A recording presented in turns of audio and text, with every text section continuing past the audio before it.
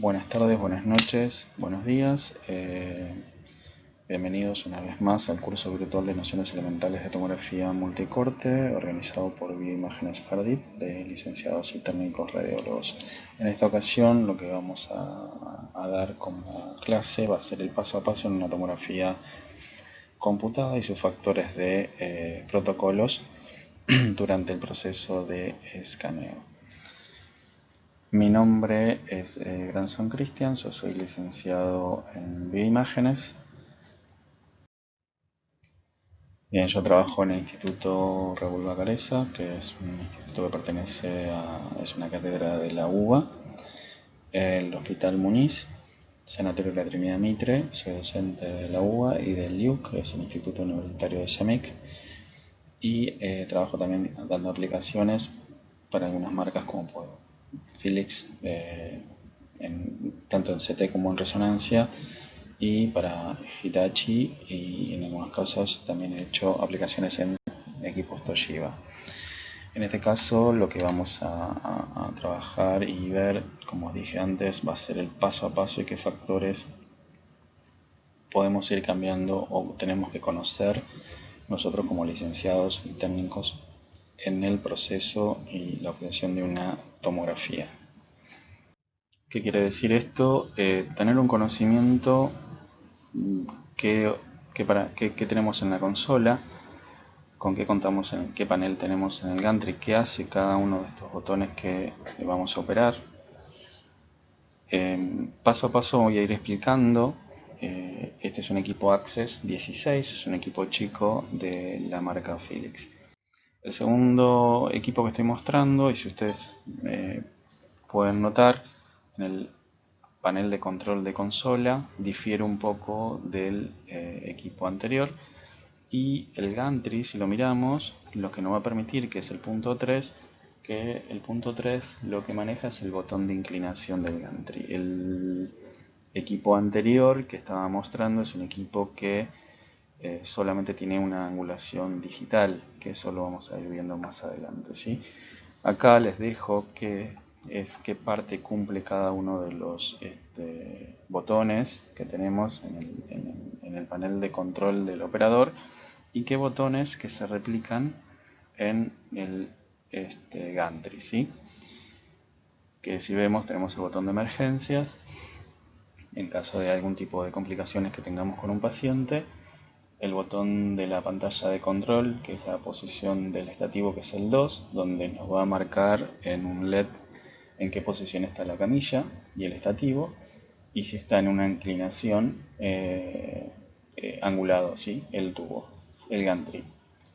El botón de inclinación es el punto 3, es el que nos marca arriba. El botón número 4 es la parte de dentro y fuera y arriba de la mesa. El botón 5 nos permite acelerar la velocidad que se mueve acelerar la camilla. El botón 6, en este caso, en el panel de control del operador, es el botón de disparo, que es uno de los botones que vamos a apretar continuamente, y el botón 7 es la pausa, ¿sí? El botón 8 es el botón de activar, donde se mueve la mesa hasta la posición de inicio planificada, ¿sí? Es aquel que nos va a permitir, de lo que planifiquemos nosotros en un SurView, llevar a esa altura la camilla. El botón 9 es un micrófono que nos permite estar conectados con el paciente, y el botón 10, si uno mira, lo que nos va a permitir es poder ajustar los volúmenes tanto de la consola como del estativo. Bueno, uno de los parámetros que siempre debemos conocer también como técnicos es qué es el eje X, qué es el Z. A veces nos van a escuchar decir modulación en el eje Z, y a veces no sabemos qué es el movimiento horizontal de la camilla, el vertical es el Y, y el X es a los laterales. Eso es importante tenerlo en cuenta, ¿sí? Porque hay terminología que durante el curso o en su vida van a escuchar diciendo qué modulación tengo en el eje, por ejemplo, Z. Bueno, y acá lo que estoy haciendo es mostrando las especificaciones del sistema, poniendo un ejemplo del equipo MX16. Esto significa que es un multislice 16, donde tenemos que tener conocimiento qué kilovoltaje, esto es importante, podemos manejar como mínimo y como máximo en el equipo, qué miliamperaje o qué modulación vamos a manejar durante una adquisición de estudios, qué unidad calórica tiene ese tubo, ¿sí? que posee el equipo. Esto es importante porque esto nos va a permitir a nosotros manejarnos principalmente con poniendo en este caso pacientes cada 5 minutos o en un mismo paciente ir sumándole series sin tener problemas en la adquisición, ¿sí? Que nos pida en este caso, lo vamos a ir viendo más adelante, tiempo para su enfriamiento. Por otro lado, tenemos lo que es las colimaciones. Eso también es importante conocer porque eso va a hacer qué tipo de resolución y qué tipo de voxel y qué píxel voy a tener, si es isotrópico o no.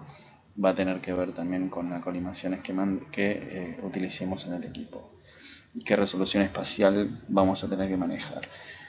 Lo otro también es el tema del FOB, ¿sí? Cuánto es el máximo por lo general que debemos manejar, el pitch, el punto focal, después qué tipo de software cuenta como el equipo, que es el 2D, planar, volumen y el endo, y si tenemos o no angulación en el gantry. Esto también es importante porque hay equipos, como por ejemplo la marca Philips, hay uno que es el Access, que no permite angular el gantry, sino es una angulación digital. Bien, y en este slide lo que estamos viendo es la característica que tenemos, es el rango escaneable. Esto es importante y si no, a veces nos piden como técnicos escanear un cuerpo entero y lo que tenemos que ver es cuál es el máximo de rango que tenemos en el eje Z de scan, ¿sí? Entonces acá vemos que tiene una limitante que son 1500 milímetros. En estos casos a veces hay extensores que se le pueden colocar en algunas marcas los traen, que nos permitiría extender esto y poder llegar a un metro 90 de centímetros para escanear. Después otro punto importante, y este siempre hay que tenerlo en cuenta, es el tipo de peso que soporta la camilla. Recordemos que son de fibra de carbono y a veces queda suspendida. Si metemos a un paciente, por ejemplo, para hacer un tórax y entra de cabeza, quedan suspendidas en el aire y eso puede hacer palanca y traer a futuro problemas en lo que son los rodamientos de la camilla. Incluso también el motor, cuando subimos o bajamos en el eje, en este sentido vertical de la camilla. Después el tipo de velocidad longitudinal, ¿sí? Qué velocidad tiene en la camilla, que eso va a estar relacionado en algunos casos cuando escaneamos con el pitch. Bien, acá pongo, ya pasamos por lo que son las especificaciones del sistema, la camilla. El otro punto que hay que tener en cuenta es el gantry. El gantry, en qué tipo de rotaciones van a manejar, en este caso de la velocidad con que se va a mover, sincronizado tubo detectores. Eso nos va a permitir obtener estudios de manera más rápida y teniendo menos artificios producidos, por ejemplo, por la respiración o en aquellos equipos, por ejemplo, 128-64, donde trabajamos con una rotación de 0,3 segundos que nos permite tener una mejor resolución espacial sin tener artificios por movimientos, por ejemplo, cardíacos. El otro punto es la abertura total que tiene el gantry. Eso también es importante saberlo y que no tiene que ver con el FOB que maneje ese equipo. Y lo otro es si el gantry nos permite tener una angulación o no, que hay equipos como por ejemplo el modelo de Access de Philips, que la angulación es totalmente digital. No es, ¿qué quiere decir esto? Que no permite que el gantry se angule, sino todo eso lo hacemos desde la consola una vez que tenemos la adquisición. Bien, otro de los puntos importantes que debemos conocer es el tipo de tubo que tiene, que es lo que decía al principio, ¿no? El MX maneja un tubo grande que se llama tubo chico. ¿Qué quiere decir esto? Es qué tipo de mega hit unix, que sería qué unidad calórica, qué unidad de potencia maneja el equipo, ¿sí? Eso nos va a permitir a nosotros tener un rango de productividad, por ejemplo, ¿sí? Un rango de adquisición, poder hacer 3, 4, 5, 6 series sin que tener que dejar que el tubo se enfríe y, y estar pendientes siempre de qué temperatura ambiente, qué temperatura estamos manejando dentro de la sala. Bueno, hay varios factores que debemos tener que tener en cuenta cuando tenemos que tener en cuenta referido a qué cuidados debemos tener ante el tubo de rayos de un equipo de esta característica debido a los costos que los mismos poseen. Y otro punto también más allá de los costos es qué técnicas manejamos, que ya nos vamos a meter un poquito más, hilar un poquito más fino, pero tiene que ver qué tipo de corriente manejamos nosotros con cada protocolo que tengamos armado, ¿sí? Eso también tiene que ver con el cuidado del tubo. Pero uno de los principales son las características que debemos conocer que tiene ese tubo, porque si tenemos un tubo grande y nos permite hacer esto, a veces no tomamos en cuenta los parámetros, que es lo que vamos a ir viendo más adelante. Entonces, ¿qué capacidad de almacenamiento tiene ese ánodo? Es importante saberlo. ¿Por qué? Porque cada vez que nosotros emitimos un disparo de potencia, eso toma es mucha potencia y se disipa mucho calor. Ese calor queda en el ánodo, ¿sí? Y ese calor entonces lo tenemos que transferir, o sea, lo tenemos que disipar para poder enfriar justamente el ánodo. Entonces se empieza a disipar por lo que es el aceite, que es lo que tiene el tubo.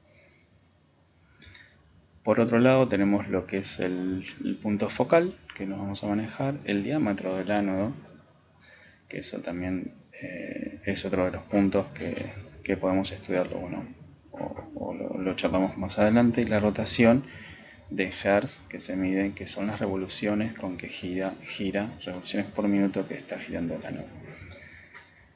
El tiempo máximo que vamos a exponer, eso también debemos conocer en ese punto focal con las dosis máximas. Por ejemplo, en 400, cuánto es lo tolerable en el equipo, que en este caso son 48 segundos, ¿sí? Con 415 mA. Y después la exposición de la espiral, ¿sí? Eso también lo debemos tomar en cuenta. Bueno, conociendo un poco las partes y qué debemos conocer de los equipos, que es la camilla, el peso, que es lo más importante, el diámetro que posee el escáner, la velocidad con que se mueve la camilla, qué tipo de longitud puedo escanear en el eje Z, qué tipo de tubo tengo en mi equipo. Vamos a pasar a lo que es el escáner CT, que yo lo voy a hacer es poner algunas slides primero mostrando que debemos tener en cuenta y que no nos explican en muchos casos cuando vamos a probar un equipo. Entramos a un trabajo o vamos a un lugar y lo primero, como el equipo está encendido, nos dicen cómo es el apagado, cómo es el encendido y los cuidados que tenemos que tener ante la posibilidad también de algún corte de luz, el cuidado que debemos tener entre justamente con el equipo, si estuvo un tiempo parado y no estuvo trabajando, que tiene que ver con el calentamiento y las calibraciones de aire que hay que realizar, qué configuraciones podemos tener en monitores, qué herramientas avanzadas y tenemos en cada vez que observamos una imagen o cada vez que vamos a adquirir una imagen de escanear algún paciente, las fichas que son las fichas de parámetros, ¿sí? De escaneo. ¿Qué sistemas de software posee? Por ejemplo, el IDOS. Y cómo vamos a ir planificando un estudio desde la pantalla de inicio y la carga de datos de pacientes y demás. Entonces el primer punto que tenemos acá es el encendido del equipo, y tener en cuenta es que debemos tener el sistema por lo general alimentado a través de un tablero, y después sí pasamos al encendido del equipo, donde tenemos en algunos casos un generador y otros no, directamente es encendido desde el disyuntor o interruptor de pared, y después en el costado tenemos un botón que es el que nos va a habilitar el gantry, que en este caso nos indica el on-off, que es este que estamos marcando en este momento. Después algunos equipos poseen o no una UPS, que la UPS no es que nos va a alimentar y nos va a permitir mantener encendido y hacer un scan, sino solamente lo que va a permitir es, en el caso que haya hecho un escaneo y se corte la luz, poder que el equipo pueda terminar de reconstruir aquellas imágenes, pero en la CPU, ¿sí?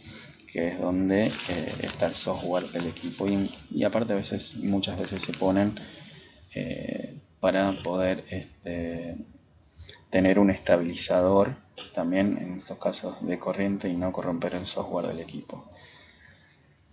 Después, al costado del gantry también tenemos, como les decía, el on-off, que es el encendido, y después vamos a lo que es la computadora, que es el host CT, que lo que nos va a marcar es también, ¿no?, donde vamos a encender. Y como segundo punto, una vez que encendemos el gantry y demás, y encendemos el CT-Hox, vamos a ir a un indicador de Windows que nos va a marcar arriba esto. Lo vamos a dar doble clic o nos aparece un icono con un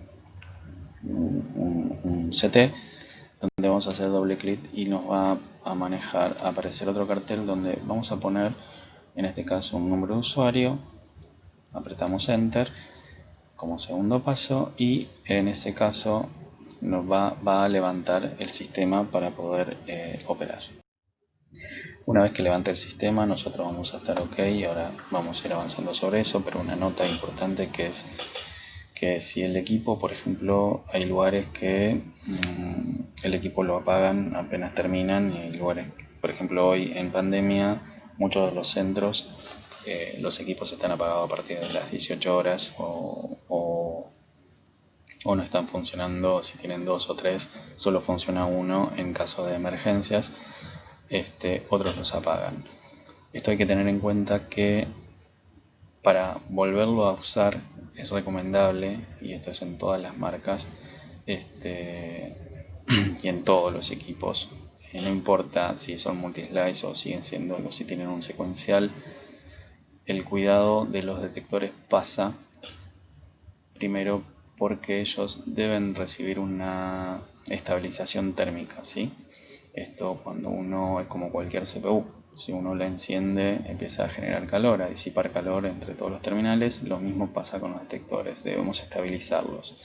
Esa estabilización puede llevar entre 1 hora o 30 minutos. Entonces, lo recomendable antes de hacer un calentamiento de tubo es, si el equipo no estuvo recibiendo energía directa desde el tablero, porque el equipo puede estar apagado, pero si los detectores seguir recibiendo corriente, si pasa eso, lo recomendable siempre es prender todo, dejarlo 1 hora o el tiempo que necesitemos, y recién después realizar lo que es el calentamiento de tubo, que es como es el warm-up.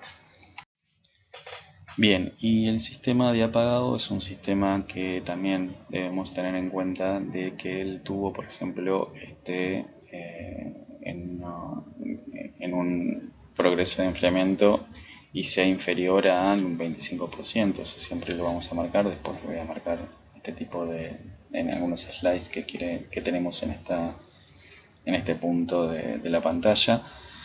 Y una vez que finaliza hay una opción donde nos aparece en el inicio que dice Logout, y lo que hacemos es seleccionarlo ahí, y eso hace que el equipo comience a apagarse sin problema. Siempre tener en cuenta, y esto a veces uno por que se traba o está haciendo algún tipo de reconstrucciones y demás, tener en cuenta que se hayan completado las reconstrucciones. Si uno apaga el equipo, puede que, más allá de que tengamos la posibilidad de ir a lo que se llama el IRS o el Raw Data del equipo y volver a reconstruir, no siempre las imágenes van a estar guardadas, tenemos que esperar a que se reconstruyan, ¿sí? Eso es importante y es importante recordarlo. Una vez que sale el sistema, nos va a aparecer otra vez este cartel, donde es una plataforma Windows, y ahí vamos a ir y vamos a apretar el botón Power Off. Luego vamos a ir y apagar el gantry, el sistema inverso de uno de los costados donde tenemos el interruptor de apagado. Y por otro lado, podemos ir, si necesitamos apagarlo o no, es apagar el interruptor de pared, que no siempre, como os dije, es recomendable. Solamente ya apagando el gantry y apagando la CPU es suficiente. Bueno, ¿cómo realizamos el warm-up del equipo? Esto, como dije anteriormente, debemos tener en cuenta que los detectores hayan recibido durante una hora, si estuvo el equipo apagado totalmente, una estabilización de corriente, ¿sí? Continua. El warm-up nos va a aparecer en la plataforma de trabajo una opción que dice Service. Esa opción, vamos a entrar ahí, nos aparecen estos iconos donde uno de ellos nos indica que es el calentamiento de tubo, que es una figura que nos aparece en tubo y dice warm-up.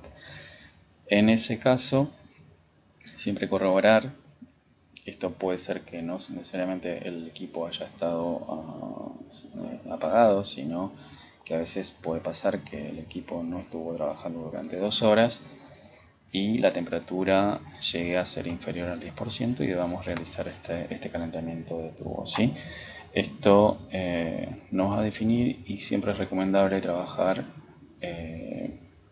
por lo menos con un tubo al 20% para poder escanear.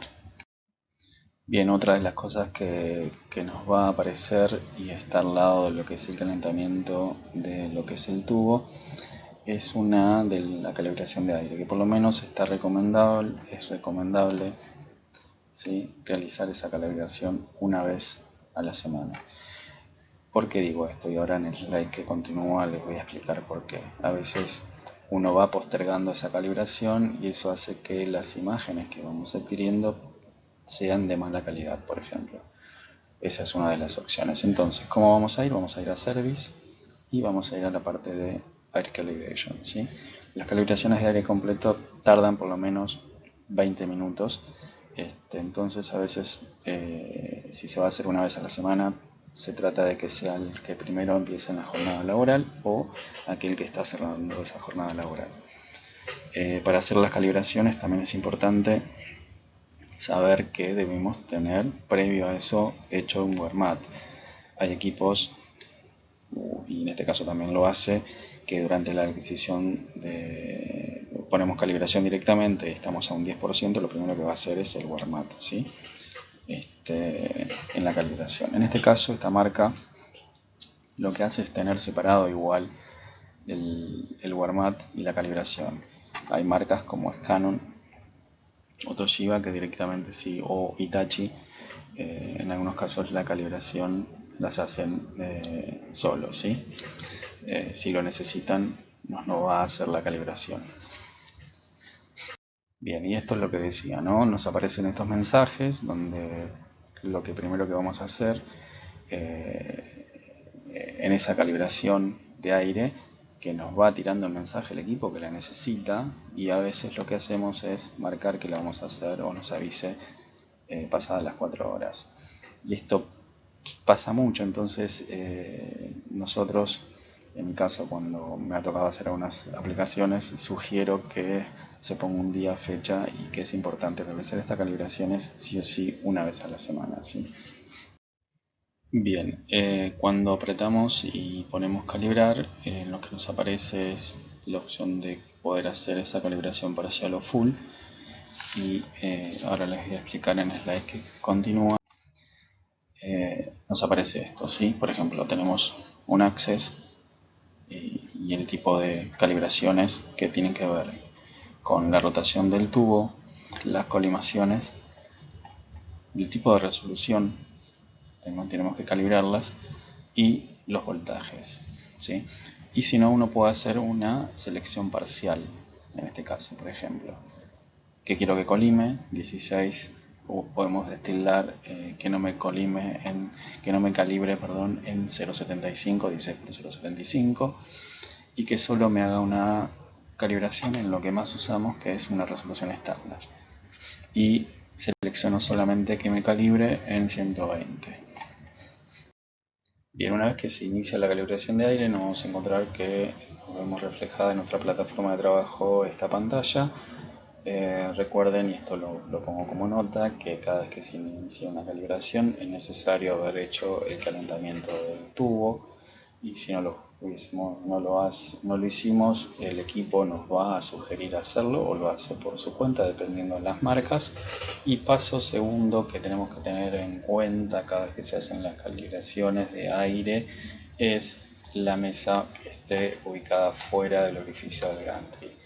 ¿Por qué? Porque si no, esto se va a ver reflejado en el caso que el equipo o la marca nos permitan realizar las calibraciones de aire con la camilla adentro. Esto se va a salir después reflejado en una imagen durante el scan. También debemos tomar en cuenta que el mylar, que es lo que está, ese acrílico que rodea el orificio del gantry, esté siempre limpio, que no posea ningún tipo de partícula de contraste y demás. Hay una marca como es GE que cada vez que hace una evaluación del mylar, y en este caso si el mylar no está en condiciones o se encuentra algún tipo de partículas, algo dentro de él, nos obliga a que vayamos y la limpiemos, y después de eso detecta que el mylar está sucio y nos indica que debemos limpiarla. Una vez limpia, nos vuelve otra vez a hacer todo el proceso de calibración, y si está en condiciones realiza las calibraciones en cada una de las corrientes que nosotros seleccionemos, resolución y demás. Bien, acá lo que voy a hacer es mostrarle un video de cómo es el proceso de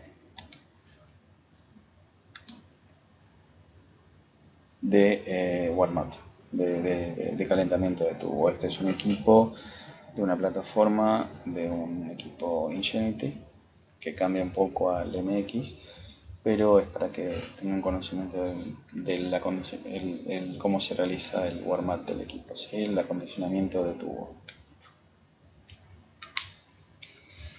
Se selecciona el acondicionamiento y ahí lo que hicimos es darle OK, Start, y empieza a hacer el calentamiento del tubo. Ese es el proceso. Después, cómo se realiza la calibración de aire.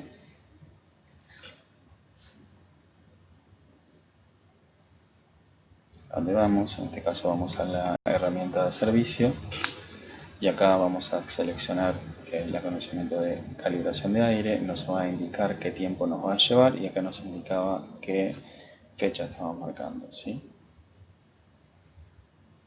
Vamos a estar y comenzar también a hacer las calibraciones de aire. Bien, acá tenemos, y vamos a lo que más nos gusta, que es el paso a paso que nos vamos a encontrar diariamente en la adquisición de una tomografía computada. Cuando llegamos nos encontramos con esta plataforma.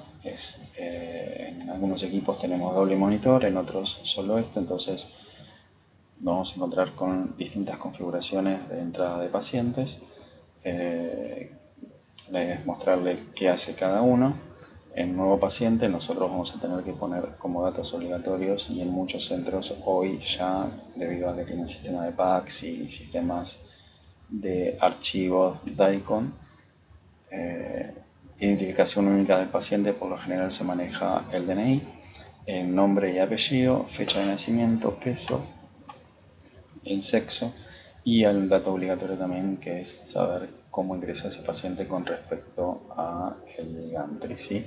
Si ingresa de cabeza o de pie, dato importante siempre a poner, debido a que eso es lo que vamos a ver reflejado después si hacemos mal un ingreso en este sector y colocamos en una posición entrando de cabeza a un paciente, estamos invirtiendo los lados. Siempre ojo con este tipo de ingresos, de estar atentos en eso.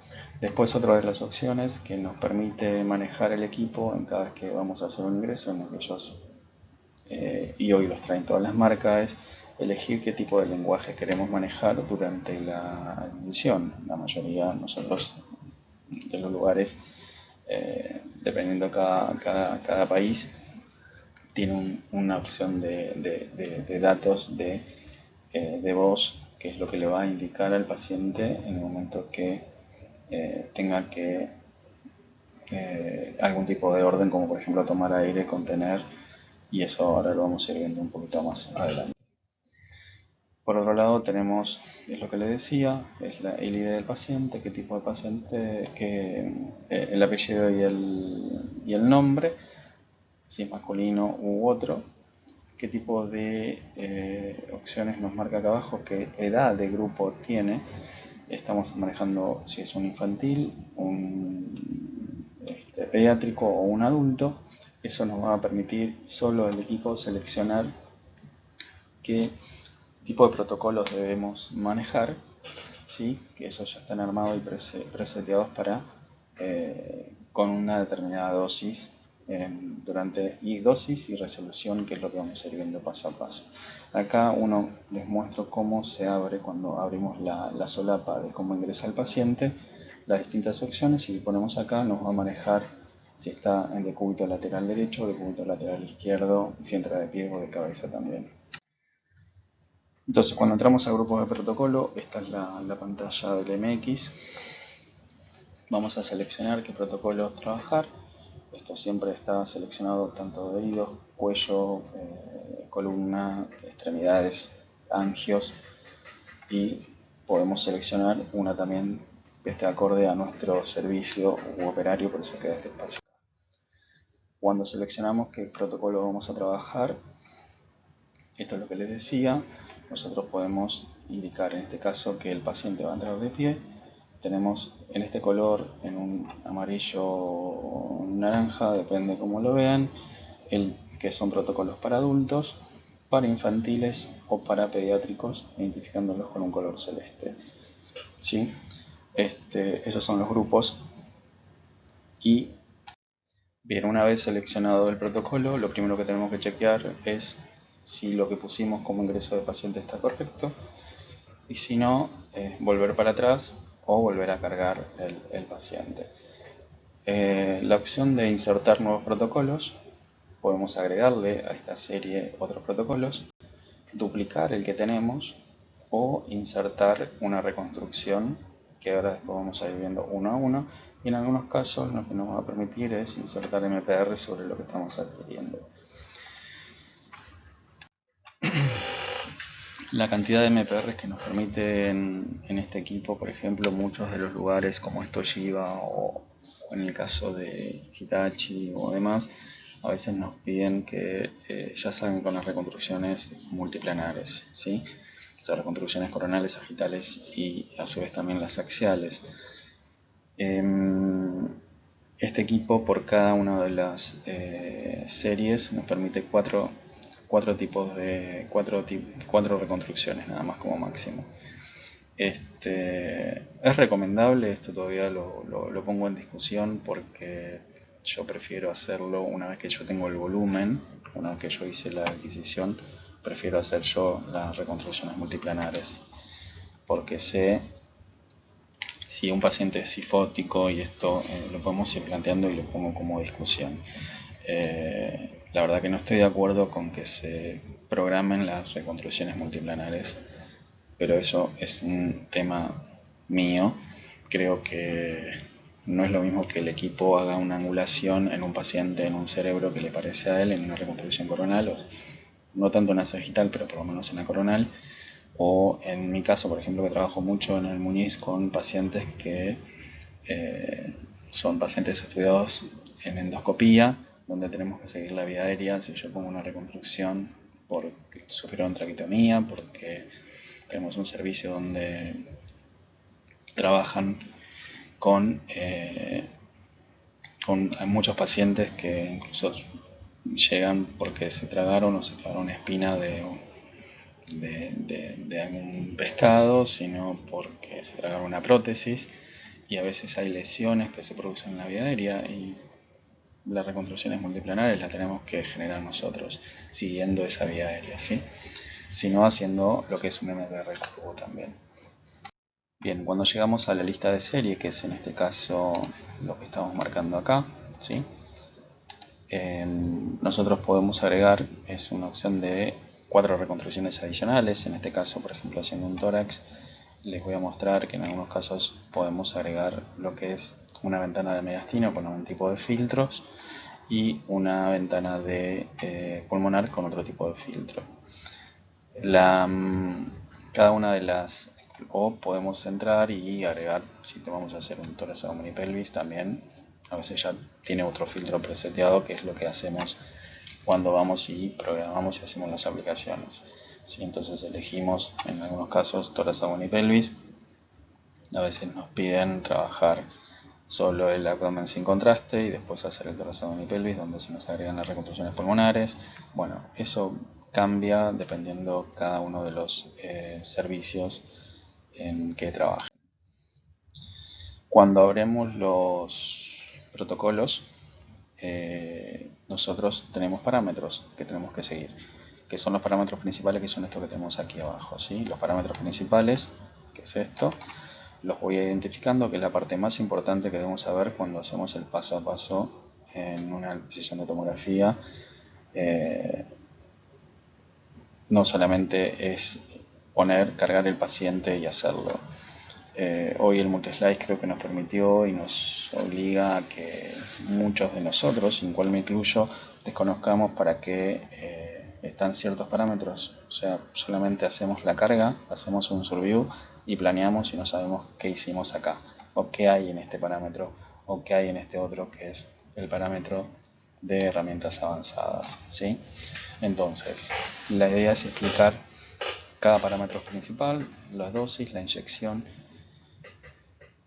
y ir avanzando también lo que es el tema de parámetro de dosis, que igual ya tuvieron una clase bastante muy buena, diría yo, de el licenciado Pastrana.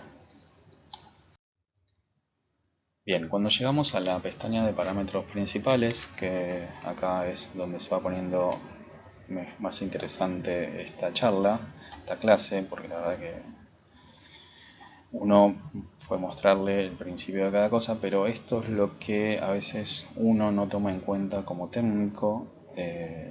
Carga un protocolo, sabe que hace un surview, ¿sí? Programamos un FOD de acuerdo al diámetro y demás que nos marque el paciente y escaneamos. Pero para qué está todo esto no lo sabemos, ¿sí?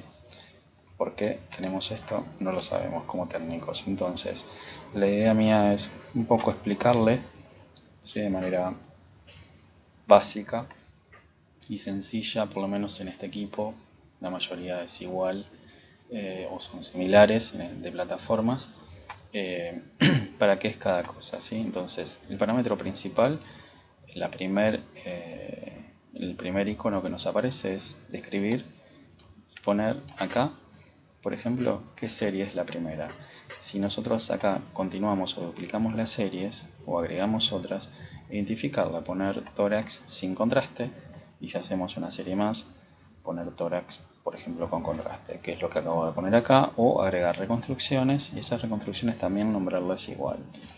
El segundo punto que vamos a tener es dónde empieza y dónde termina ese estudio, que eso no va a determinar, en este momento está en asterisco porque lo determina cuando nosotros hacemos el surview.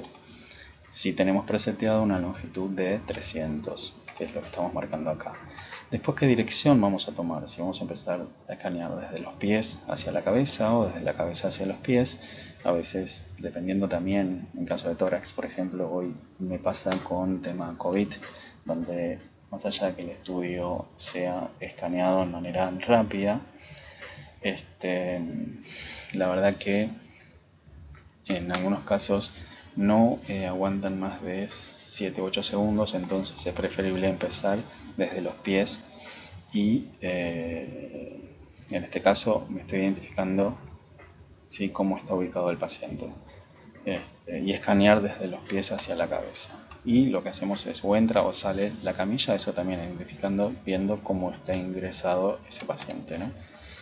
Después el ajuste de kilovoltaje, que eso tiene que ver cómo vamos a manejar nosotros la técnica, eso nos va a identificar nosotros los valores de CDTI y DLP, ¿sí? Junto con el número de las imágenes y el tiempo también de scan que vamos a utilizar. Entonces vamos a tener en este caso en 300, de 3 cada 3, 100 imágenes en un tiempo de 12.3 segundos con un CDTI 19.95 miligrays y un DLP de 675,76 miligrays. Entonces, ¿qué parámetros vamos a modificar? En este caso, si queremos irradiar menos, uno de los parámetros van a ser los tipos de kilovoltajes y opciones que nos dan los equipos. En este caso, yo puse un MX y el Access, que tiene distintos tipos de kilovoltaje. Bien, y explicado más el primer icono que tenemos, vamos a la segunda herramienta, que es el parámetro de dosis, que muchos equipos hoy ya nos vienen con la opción de poder hacer una modulación de dosis durante la adquisición del estudio, pero es importante antes, por eso puse este cuadro donde qué significa el ACS si nos aparece en un equipo Philips, qué es el DOM only, qué significa el ACS más DOM, el dose rate level y la medición de técnicas absoluta y mínima de miliamperes segundo. Por lo general el ACS lo que nos permite en esta marca, en este equipo, es optimizar una dosis. Cuando nosotros hacemos una planificación, hacemos un escanograma, el equipo lo que nos va a hacer es, si lo tenemos activo, sugerir un tipo de dosis que va a ser constante durante toda la adquisición del examen. La modulación de corriente de tubo es uno de los que más en mi caso suelo usar, porque aparte de tener ya prearmado un tipo de kilovoltaje y un tipo de miliamperaje, al activar esto me va a hacer la modulación de corriente durante la adquisición. ¿Sí? Eso dependiendo de la atenuación que vaya teniendo en el momento que vaya explorando el equipo. Siempre estamos hablando en el sentido longitudinal, por supuesto. Y después tenemos la opción de modulación más recomendación de dosis. ¿Sí? Eso, bueno, explicado lo anterior, que significa que nos va a sugerir una dosis y sobre esa sugerencia nos va a modular en forma angular y longitudinal. El dose rate, esto está disponible en distintos factores que nos vamos a encontrar, de 0.3 a 1.7, nosotros los podemos seleccionar, pero esto lo que va a hacer es correlacionar un nivel de dosis. El nivel 0.3 sabemos que va a ser baja la dosis que nos va a dar y el resultado va a ser siempre con mucho ruido en las imágenes. Y el 1.7, que es el que por lo general es el que más se suele, o algo intermedio que es 1, se suele usar en aquellos casos que requeramos una muy buena resolución, por ejemplo cuando usemos determinados filtros, por ejemplo el filtro socio, que más adelante lo voy a explicar. Y la medición absoluta lo que nos hace es marcar que nosotros pongamos un límite en los valores máximos y mínimos de miliampere cuando configuramos los protocolos de los equipos, ¿sí? De los CT. Entonces, como dije, lo segundo que nos aparece es esto, ¿no? La segunda ventana donde vamos a identificar el dosis arrival, que es la medición de dosis. Podemos seleccionar el ACS más modulación, donde nos va a tirar en selección de dosis correcta, ¿sí? La selección de dosis correcta va a ser dependiendo, vuelvo otra vez a decir, la atenuación que vaya tomando a medida que corre la camilla, gira el tubo, la atenuación que vaya teniendo, dependiendo de los órganos que estemos estudiando. Si estamos estudiando el hígado, hay marcas, y ahora lo voy a poner, o hay modelos de Philips, por ejemplo, que en el hígado uno puede incrementar con más 3 y podemos subir un 30% la dosis a nivel del hígado, por ejemplo.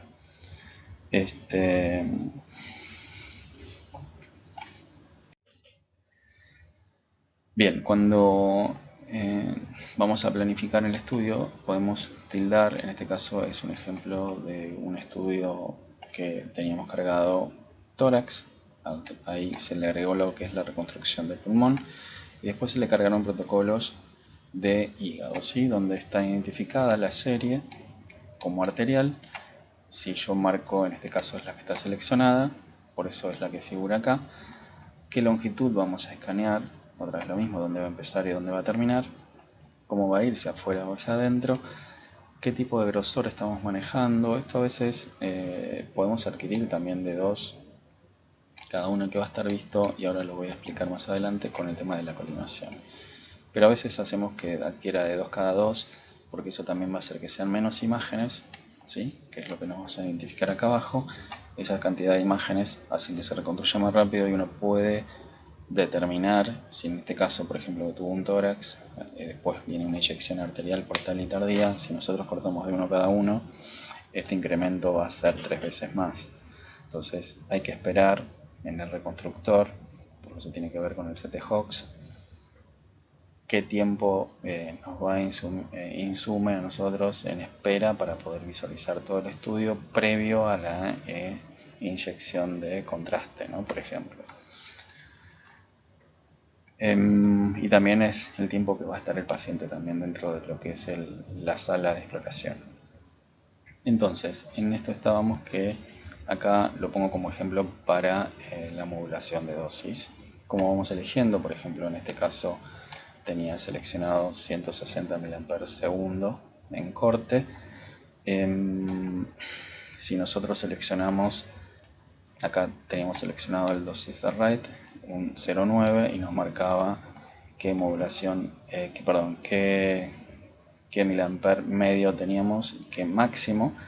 Y si nosotros cambiamos, por ejemplo, a ACS y combinamos ACS más DOM, qué sugerencia de miliampere nos da para ese paciente. Por supuesto, siempre esto se ve reflejado porque tenemos un survey hecho, ¿no? No es que el equipo lo calibra por sí solo. Yo creo que sí, ya eso va a venir con la inteligencia artificial. Por ahora no es así. Tenemos que hacer sí o sí. En muchos equipos puede ser que tengamos que hacer los dos survey, porque lo tienen que hacer tanto en medición X como en el GI. En este caso solamente a veces se requiere solamente un survey, puede ser el de frente. El nivel de dosis rate, que le ponemos un estándar, y eso nos va a manejar un mínimo y un máximo. Y lo que nos tenemos que fijar, si uno mira, estamos en el mismo recorrido, ¿sí? Por eso está puesto 566 de longitud, 566. ¿Cuál es el punto acá? Es que tenemos un CDTI menor, ¿sí? Que esto ya fue explicado por otro colega, ¿sí? ¿Y cuánto tengo de LP? En el total del barrido, cuánta radiación va a absorber ese paciente.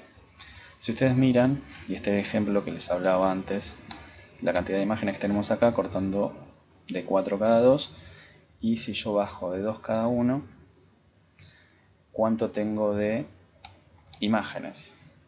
Pero hay un detalle en todo esto. Tiene que ver que la cantidad de imágenes y no haya bajado tanto el CDTI, que si ustedes miran el CDTI por corte, estamos en 1337 y 1703, no bajó tanto.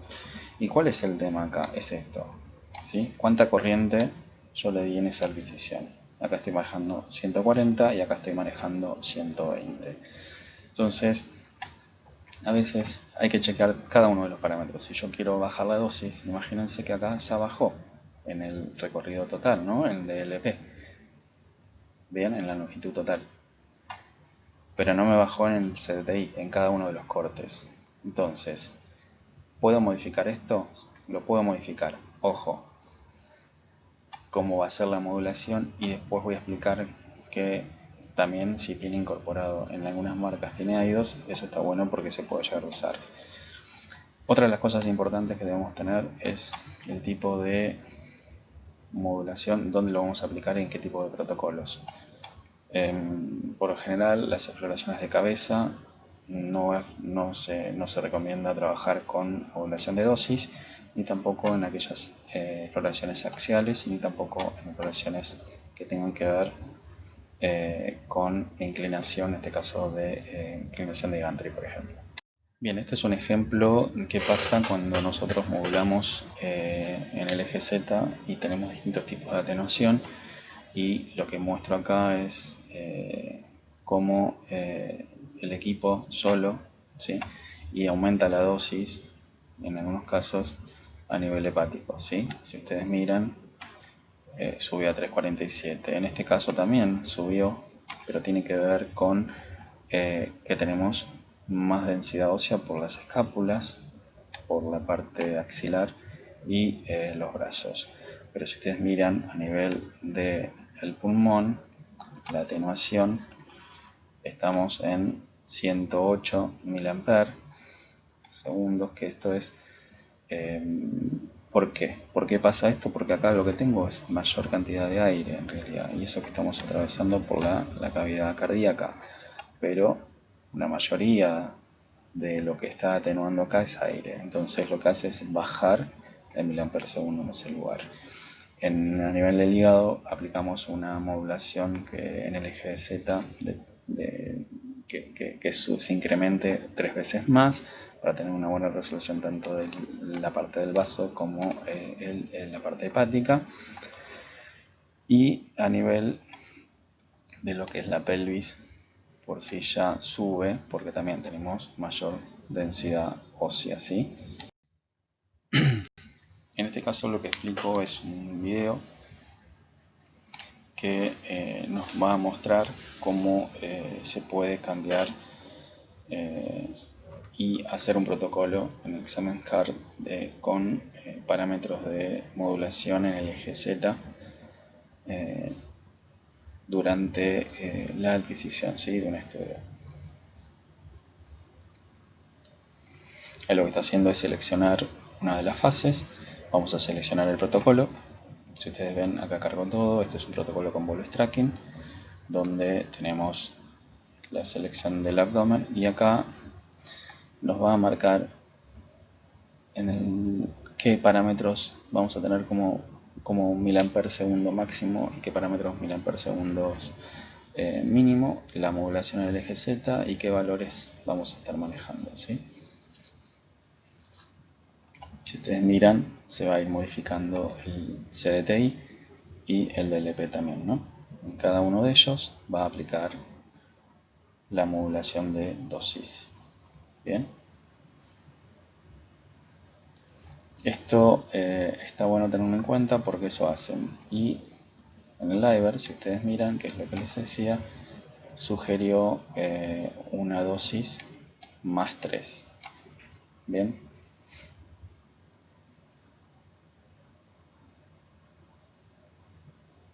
Eso es lo que tenía seleccionado antes.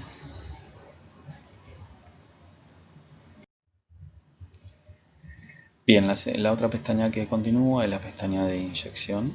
En esta pestaña nos vamos a encontrar distintas opciones para la inyección de contraste endovenoso. Podemos elegir el no time, por ejemplo, que solamente marcamos que el estudio va a hacerse con contraste, pero en forma manual manejamos tanto el botón del scan o el que está en nuestro panel de consola y también manualmente la inyectora, ¿no?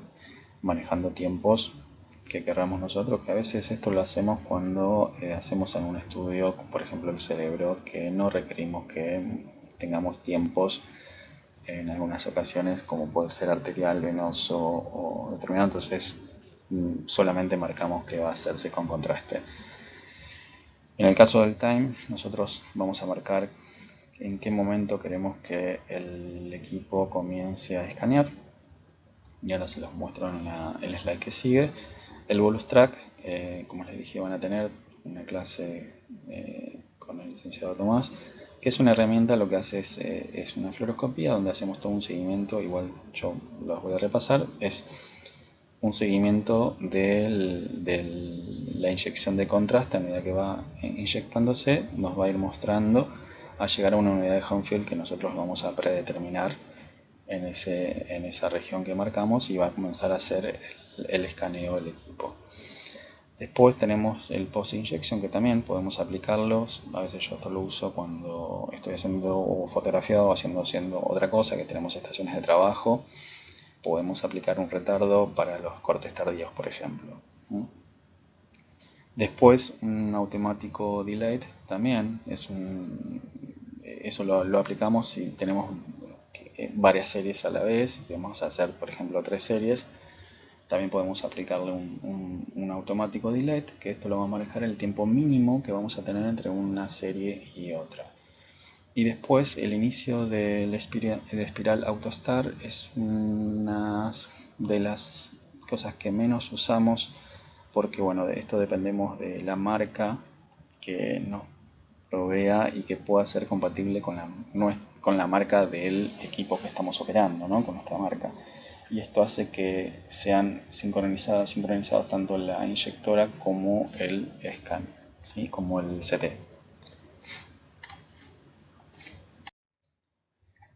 Bueno, la pestaña de inyección, entonces, como primer parámetro, el nom time, como les decía, solamente marcamos el contraste, ¿sí? Acá tenemos la jeringuita, marcamos el contraste y nosotros manualmente podemos elegir el tiempo de en qué momento nosotros iniciamos el scan.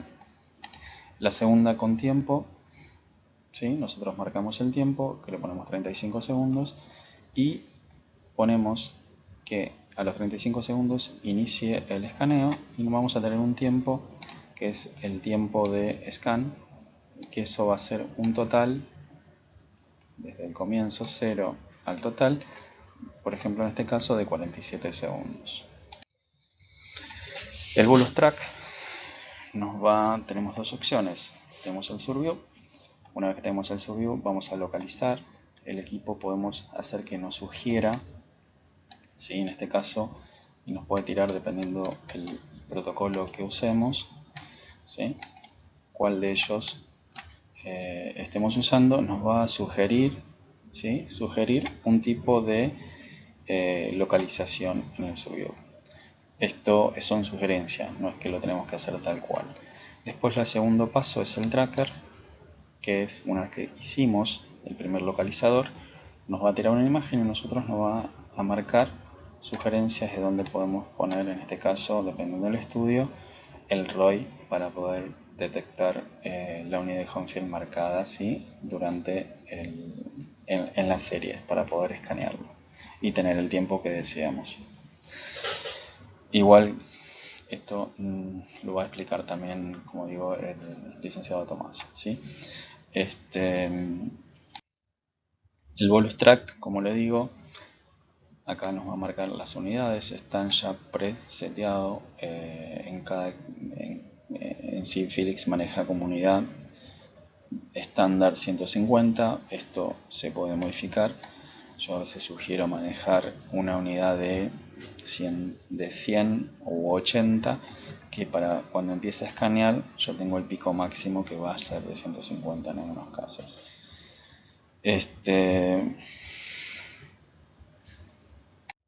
Bueno, como les decía, la parte de bolus track va a estar explicado y van a tener una clase especial sobre el uso del mismo. Entonces vamos a avanzar así no se prolonga tanto el primer módulo de esta charla, de esta clase. Tenemos la segundo icono que encontramos, entonces el icono de la voz, que esto lo podemos destilar y sacarlo o ponerlo, eso, y podemos darle distintos tipos de órdenes a ese paciente, como por ejemplo inspirar profundo y contener, o que no se mueva, o que tome aire, lo suelte y contenga la respiración. Coja aire, suéltelo. Coja aire, échelo y no respire. Puede volver a respirar. Aguante la respiración. Por ejemplo ¿sí? Bien. Después tenemos la ficha de almacenamiento automático, que esto es algo que generalmente se selecciona cuando uno arma los protocolos para que los estudios sean derivados a un PACS, a una estación de trabajo donde está el médico que informa, o algún tipo de impresora, cosa que es raro que uno pueda adquirir y fotografíe directamente, tenga un autofilming. Lo tienen como opcional, sí. Es muy raro que se utilice y ya en muchas marcas directamente se está sacando esta opción de autofilming porque ya todo está virtualizado y a través de un link uno puede llegar a ver directamente las imágenes que fueron enviadas en el momento que se activó el estudio. Sí podemos agregar reconstrucciones de 5 cada 5 y demás. Y esto lo que hace también es quitar que no se pierdan algunos tipos de estudios. Imagínense que si uno está trabajando en forma continua y se olvida de pasar a un estudio y se borra ese estudio del directorio y no está tampoco en el almacenamiento del raw data, se pierde. Entonces se evitan en este caso por la cantidad de información que se tiene durante un scan que esa información sea derivada en forma automática a alguna estación de trabajo o PACS. Bien, y acá vamos a una de las herramientas avanzadas, que esto lo vamos a hacer en el segundo módulo. Y vamos a empezar por este slide.